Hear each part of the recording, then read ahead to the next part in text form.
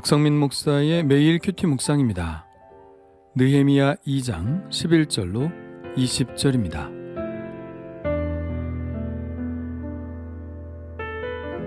내가 예루살렘에 이르러 머문 지 사흘 만에 내 하나님께서 예루살렘을 위해 무엇을 할 것인지 내 마음에 주신 것을 내가 아무에게도 말하지 아니하고 밤에 일어나 몇몇 사람과 함께 나갈새 내가 탄 짐승 외에는 다른 짐승이 없더라. 그 밤에 골짜기 문으로 나가서 용정으로 분문에 이르는 동안에 보니 예루살렘 성벽이 다 무너졌고 성문은 불탔더라. 앞으로 나아가 샘문과 왕의 못에 이르러서는 탄 짐승이 지나갈 곳이 없는지라. 그 밤에 시내를 따라 올라가서 성벽을 살펴본 후에 돌아서 골짜기 문으로 들어와 돌아왔으나 방백들은 내가 어디 갔었으며 무엇을 하였는지 알지 못하였고 나도 그 일을 유다 사람들에게나 제사장들에게나 귀족들에게나 방백들에게나 그 외에 일하는 자들에게 알리지 아니하다가 후에 그들에게 이르기를 우리가 당한 곤경은 너희도 보고 있는 바라. 예루살렘이 황폐하고 성문이 불탔으니 자 예루살렘 성을 건축하여 다시 수치를 당하지 말자 하고 또 그들에게 하나님의 선한 손이 나를 도우신 일과 왕이 내게 이른 말씀을 전하였더니 그들의 말이 일어나 건축하자 하고 모두 힘을 내어 이 선한 일을 하려 하매 호론 사람 산발락과 종이었던 암몬 사람 도비아와 아라비아 사람 게셈이 이 말을 듣고 우리를 업신여기고 우리를 비웃어 이르되 너희가 하는 일이 무엇이냐? 너희가 왕을 배반하고자 하느냐 하기로 내가 그들에게 대답하여 이르되 하늘의 하나님이 우리를 형통하게 하시리니 그의 종들인 우리가 일어나 건축하려니와 오직 너희에게는 예루살렘에서 아무 기업도 없고 권리도 없고 기억되는 바도 없다 하였느니라. 아멘.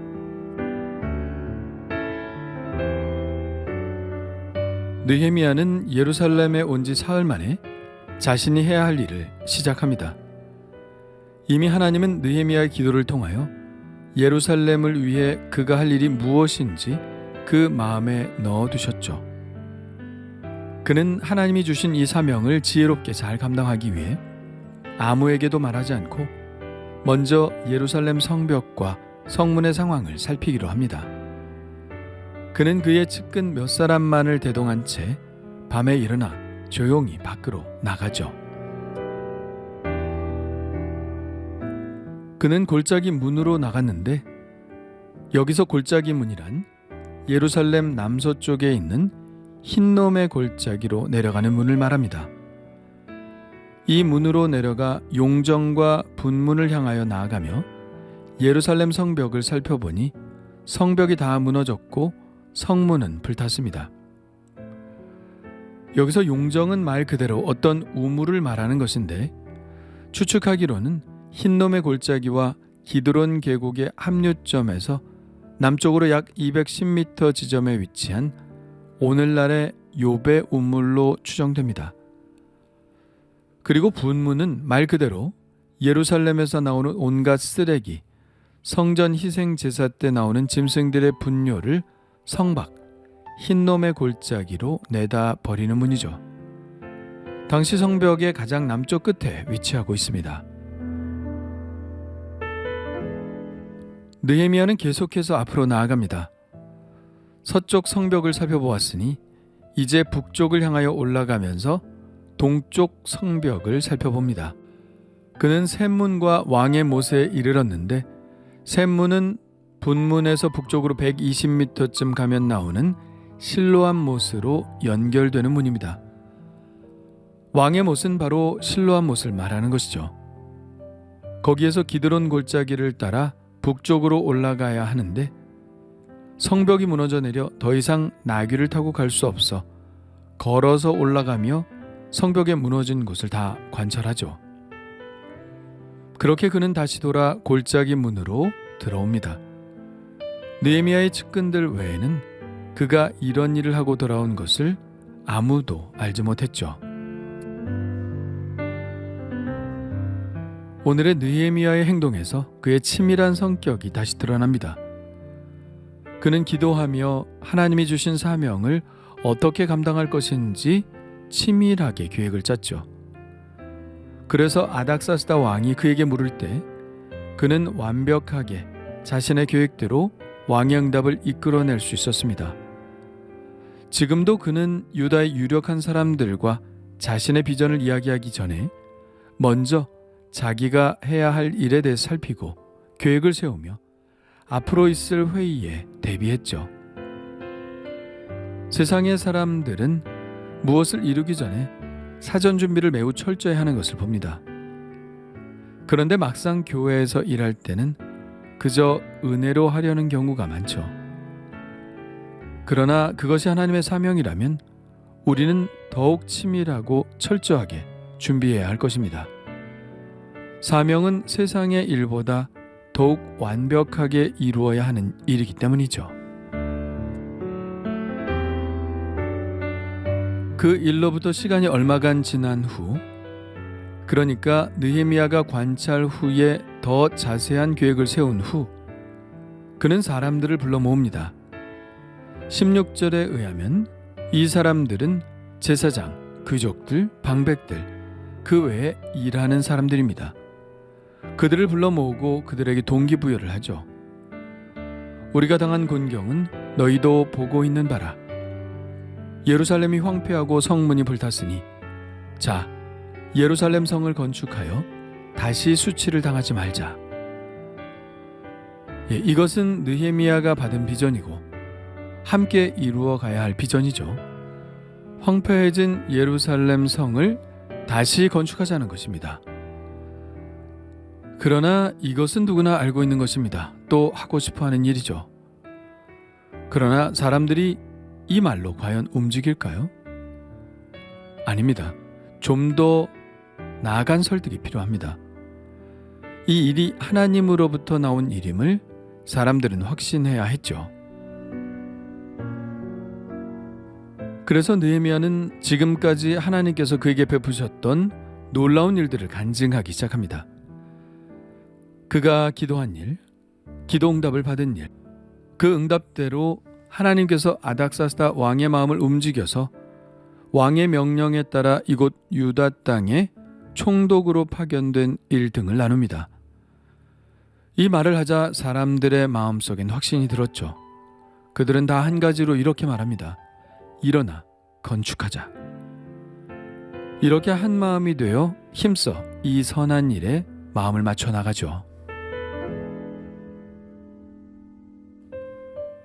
느헤미야는 이렇게 가장 중요한 일을 지금 끝낸 것입니다. 어떤 일을 하자면 먼저 비전이 있어야 합니다.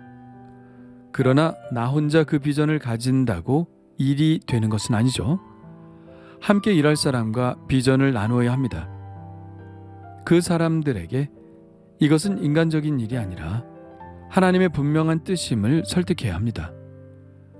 그러면 그들 안에도 같은 비전이 싹트게 되죠. 그것이 무슨 일을 이루기 위한 가장 중요한 토대입니다. 이게 되지 않으면 아무리 좋은 일도 이루기 힘들죠.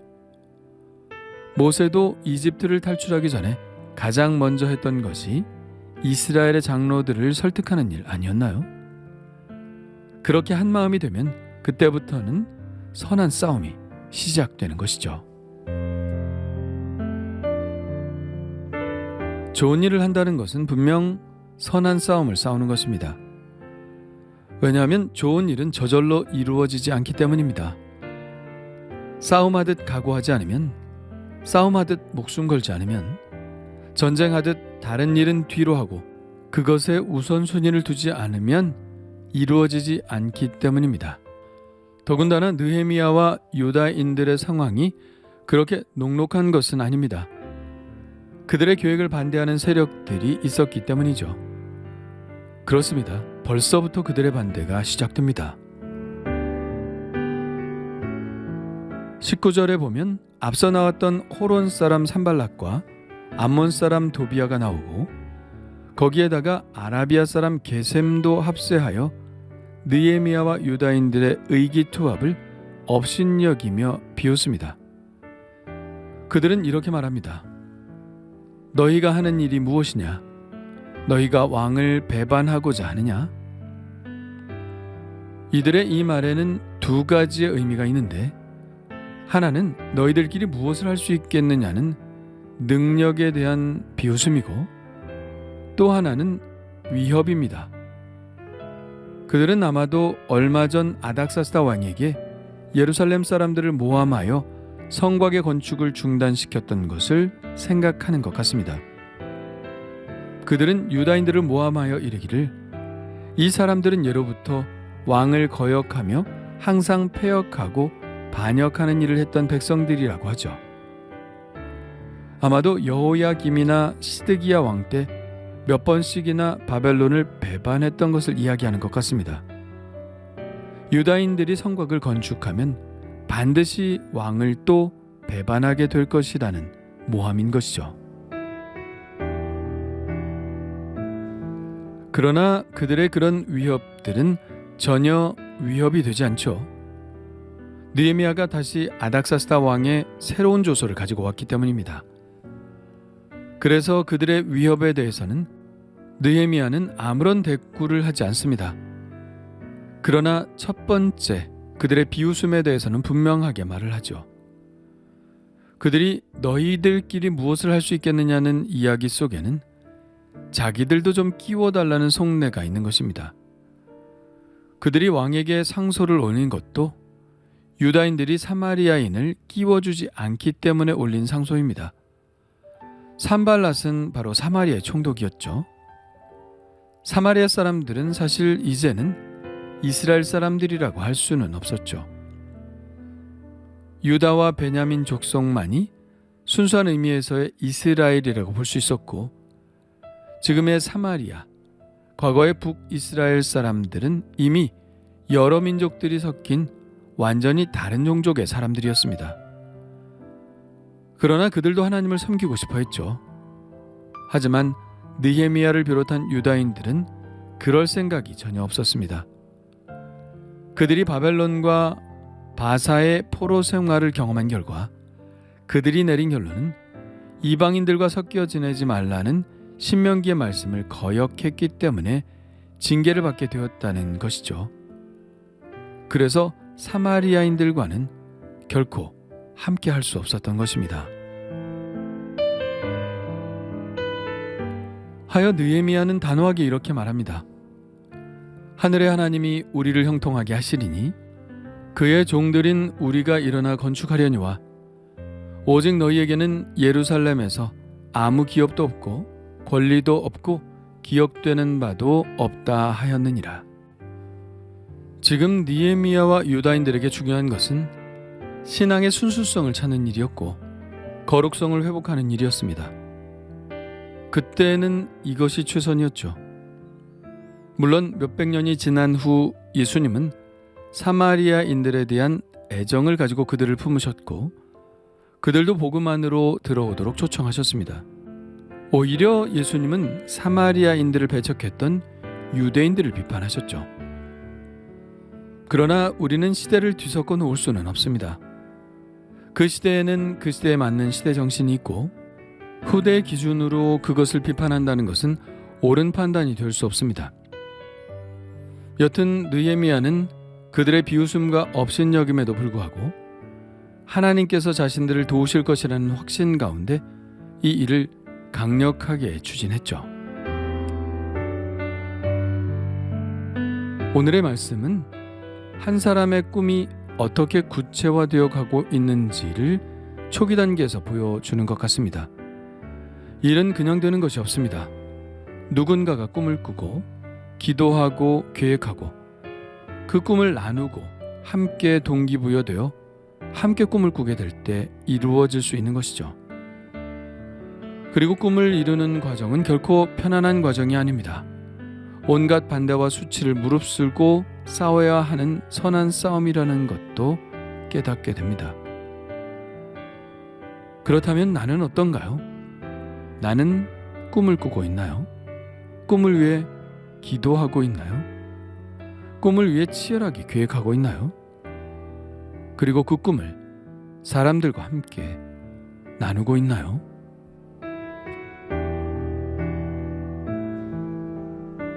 주님 감사합니다. 느헤미야의 치밀한 성품을 봅니다. 하나님의 사명이기에 완벽하게 준비하려고 하는 그의 열심을 봅니다.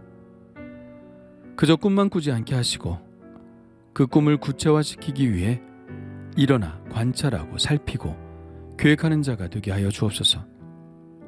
하나님이 주시는 지혜로 그렇게 할 수 있도록 도우시고 그 비전을 반드시 이루어낼 수 있도록 도와주옵소서. 예수님의 이름으로 기도합니다. 아멘.